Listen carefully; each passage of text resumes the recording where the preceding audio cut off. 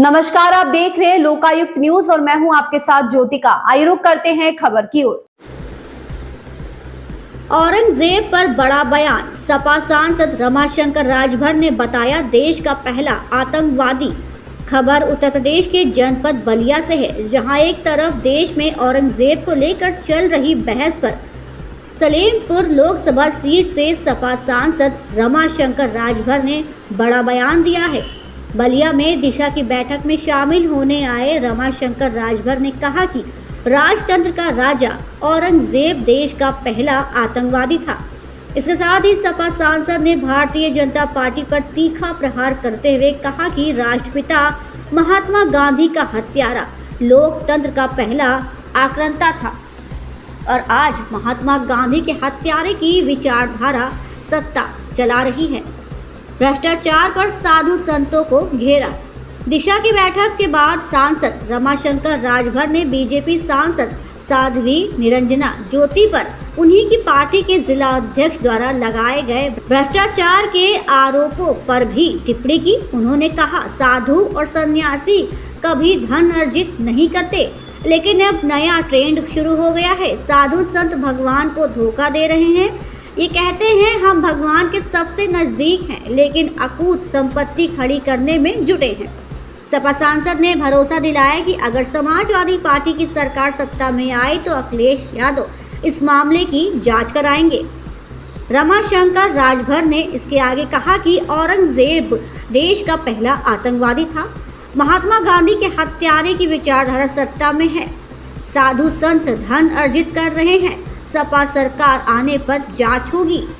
जिस तरह से निरंजना ज्योति पर फतेहपुर के ही जिला अध्यक्ष भाजपा जिला अध्यक्ष ने 300 बीघा जमीन सहित कई जमीन पर वसूली और मोरंग वसूली, खाद्यान्नों पर वसूली के आरोप लगाए हैं जिला अध्यक्ष फतेहपुर के साध्वी निरंजना ज्योति पर, क्या कहेंगे इस पे? साध्वी निरंजना ज्योति के बयान को देखिए, साध्वी पर लूट और गुर्जर जो विधायक हैं भारतीय जनता पार्टी के, उनके बयान को भी आप लोग सुन रहे होंगे।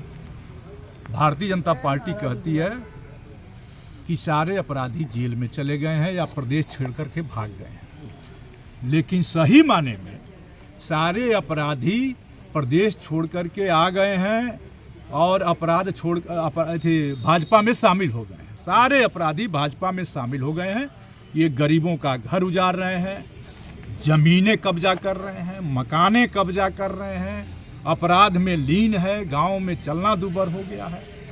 भ्रष्टाचार का आलम इतना है। अभी आप लोग देखे होंगे मीडिया में कि मुख्यमंत्री जी ने भ्रष्टाचार के कारण एक अधिकारी पर कार्रवाई की है। किस थाने में भ्रष्टाचार नहीं है, किस तहसील में भ्रष्टाचार नहीं है। बहराइच में एक मंत्री जाते हैं, जल मंत्री, एक टंकी का उद्घाटन करने, आज ज्यों ही जल मिशन का, आज ज्यों ही वहाँ से आते हैं वो टंकी भर भरा के गिर जा रही है।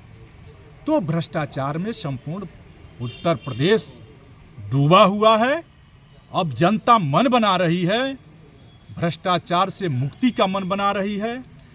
सामंतवाद के साध्वी पर क्या कहेंगे सर? एक साध्वी पर आरोप लगाया, उन्हीं के पार्टी के अध्यक्ष, क्या उनको भी पूरी सरकार, पूरी पार्टी, समझ भारतीय जनता पार्टी अकंठ डूबी हुई है। एक साध्वी की बात क्यों कर रहे हैं? सब डूबे हुए हैं। पूरी बात बताया रामाशंकर राजभर सांसद जी ने। साधु और सन्यासी है, साधु और सन्यासी कभी भी धन अर्जित करता नहीं है, लेकिन एक नया ट्रेंड शुरू हो गया है कि कोई भी साध्वी या सन्यासी ये भगवान को धोखा दे रहे हैं।